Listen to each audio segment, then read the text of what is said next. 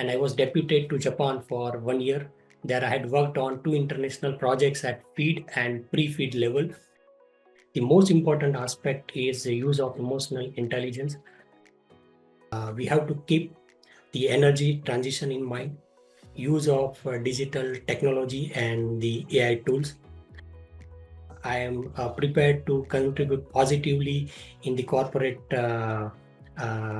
governance landscape.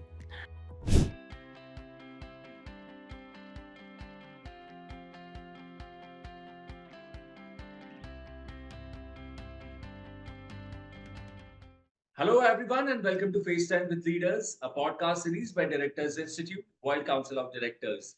I'm Sunny Panchuli, and today we are joined by a true pioneer in the world of process engineering, Mr. Pradhyumansinh Rana. With over 15 years of experience, Mr. Pradhyumansinh Rana has led groundbreaking projects across the energy, oil, and gas sectors, including high impact initiatives with giants like SABIC and Saudi Aramco. From spearheading the low carbon hydrogen Sand 6 project to managing multi billion-dollar ventures, his career is a testament to visionary leadership and engineering excellence. Mr. Rana, it's a privilege to have you with us today. Can't wait to dive into your incredible journey and the insights that have defined your success. Mr. Rana, with over 15 years in process engineering, your career has spanned remarkable projects and diverse industries. So, what I would like to ask you is could you take us back to the beginning and share the journey that led you to where you are today? And what were some of the defining moments or experiences that helped shape your career path and set you on this trajectory? Yeah, since my school days, I was interested in science and technology, and with particular interest in the chemical and the process industry. That led me to the chemical engineering study. I studied chemical engineering for 7 years, 4 years in diploma and 3 years in graduation. During this span of 7 years, I did three industrial trainings and 14 industrial visits. With this strong foundation, I was ready to start my process engineering journey. And I started working with Gujarat Fluorochemicals Limited, which was pioneer in implementation of clean development mechanism and carbon credit in India. And with that background, I had a good opportunity to work in projects related to energy conservation and pollution prevention. And in a as a fresher, I got the opportunity to work in entire project cycle, right from the concept to commissioning. And in a span of 1 year and 4 months at Gujarat Fluorochemicals Limited, I had worked on 20 small projects, and that set good foundation for my next journey. Then I wanted to see the big picture, and I joined SR Oil Limited, which was a refinery, 10.5 million ton refinery at that time. I started working with SR Oil during the refinery startup period, and my job profile was plant performance monitoring, analysis, and troubleshooting. And during 1 year at SR Oil, I worked on two plant changes. And most important contribution was related to implementation of Aspen's IP21 system, which was used for automatic generation of the daily reports and monthly reports. With the implementation of this system, process engineers were free to work on the revamp project. So that was my contribution at SR Oil Limited. With that background, I wanted to work on big projects, and then I had joined L&T's Hydrocarbon division. During that time, L&T's Hydrocarbon division had a joint venture with Chiyoda Corporation, Yokohama, Japan. And I started working on international projects of Chiyoda Corporation, Yokohama. And I was deputed to Japan for 1 year. There I had worked on 2 international projects at feed and pre-feed level, and worked for the clients like RasGas Qatar and Petrobras Brazil. After that 1 year span, I came back to India and I worked on the domestic projects like Kane Energy Badmer. We had a general engineering services contract with Kane Energy Badmer. I worked for them. Then I had worked on GSFC's melamine project. Then I had worked on HURL's ammonia urea complex for Baroni and Sindri location. And then I had worked on dual feed cracker unit of the Rajasthan Refinery. After this period, I got very good opportunity to work on international proposals.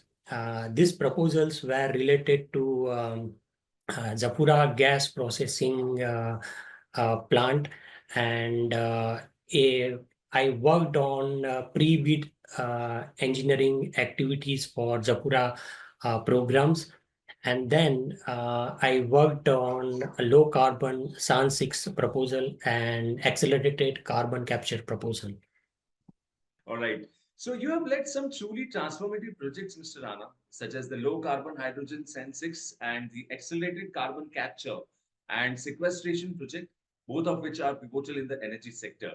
And given the scale and complexity of these initiatives, I can imagine there were significant challenges along the way.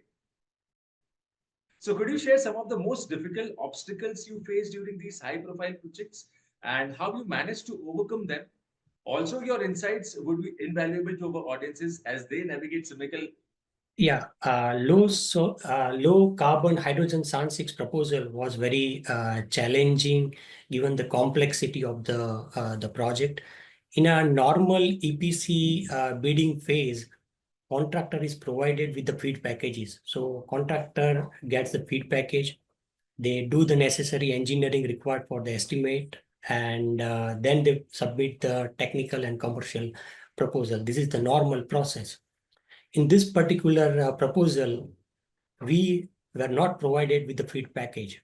So we had to select the technology supplier, get the basic inputs from the technology supplier, do the necessary engineering required for the bidding project, and do all this activity in a very stringent time. So to overcome the many challenges, what we did, we utilized some past project references and we made certain assumptions. While doing this, it may turn out to be different during the execution. So we did a rigorous risk assessment and management for this particular proposal, and then we overcame challenges required for submitting the technical and commercial bid for this proposal. It's incredible to hear how you navigated those challenges, Mr. Rana. It truly speaks about your leadership and ability to stay focused under pressure. And I'm sure many of our listeners can relate to the hurdles you have described and will find your solutions inspiring. So, Mr. Rana, you have worked on projects that span across countries from Saudi Arabia to Algeria. And we all know that managing teams in such diverse, high pressure environments isn't just about technical expertise, it's about connecting with people from different cultures and backgrounds. So I'm curious, how did you navigate these challenges? And what role did emotional intelligence and strong leadership play in bringing your teams together to achieve the project's goal? Navigating a challenging work environment when you are working with a diverse team, the most important aspect is the use of emotional intelligence. The most important aspect for me is adaptability. Uh, High pressure environment requires us to make a quick adjustment during the execution. So it is very important to be adaptable and open to the changes so that I can guide my team while maintaining our focus and morale. And the another important aspect for me is active listening and clear communication. By using active listening, I can understand the requirement of my team members, and at the same time, it is important to clearly state the project requirements and the goals so that we do not have any misunderstanding while executing the project, having people with the diverse background. Absolutely, Mr. Rana. And it's clear that effective leadership goes beyond just managing tasks, it's about understanding people and cultures. So, with your extensive experience in leading high impact projects and shaping the future of the energy sector, where do you see your career going in the coming years? Do you envision stepping into the boardroom? And if so, what kind of legacy or impact do you hope to leave behind in such strategic roles? Yeah, with the involvement in high impact projects, uh, had given me a valuable insights for the future strategy. And I do aspire to work with senior leadership, working on the future strategy. And the most important aspect when you work on the future strategy is the we have to keep the energy transition in mind, use of digital technology and the AI tools. And it is very important to build the robust organizational culture, keeping the employee well-being in mind.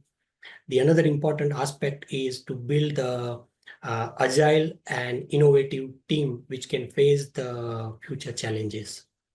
Rightly said, Mr. Rana, and it's inspiring to hear how clearly you have thought about your future impact. You have already achieved so much, and your vision for what's next is both powerful and motivating. I'm sure your journey will inspire others as well. So, Mr. Rana, corporate governance is a key element for any organization's success. So, what does strong governance mean to you, and how do you see its impact on day to day decision making? Yeah, corporate governance, according to me, is a set of rules, uh, practices, and processes which are required to direct the organizational objectives and the activities. And the accountability and transparency are the key element for good corporate governance. And strong corporate governance will definitely impact your daily decision making through a set of procedures, guidelines, and following your strategic objective. That's such an insightful take, Mr. Pradhyumansinh Rana. It's clear that governance isn't just about policy, it really shapes how the entire organizations function. So, Mr. Rana, can you share a bit about your experience with Directors Institute and how it has shaped your approach to ESG and corporate governance? Yeah, I had a very great learning experience with Directors Institute. Before joining this course, my knowledge about the corporate governance was very limited as I was coming from the technical background. After I joined this course, I am prepared to contribute positively in the corporate governance landscape. I had learned so much about the Corporate Governance Companies Act 2013 and and the various regulatory framework which are required for the corporate governance. I had a great and amazing learning experience through various modules, expert talks, and literature. So I'm really thankful to Directors Institute for positively contributing to my learning journey. That's truly fantastic, Mr. Rana, and it's clear that the Directors Institute has been a valuable resource for you. So, thank you so much for those incredible insights, Mr. Rana. It's been an absolute pleasure having you on the show today. Your experience, passion, and vision for the future are truly inspiring. On behalf of Directors Institute, we wish you continued success as you lead and shape the future of energy and process engineering industries. Thank you so much. And to all the viewers watching, as we wrap up the episode, we hope you have enjoyed this insightful conversation as much as we have. Stay tuned for more stories of innovation, leadership, and game changing expertise from incredible leaders like Mr. Rana. Until next time, keep pushing boundaries, stay curious, and remember the journey is just as important as the destination. Thank you so much and have a nice time.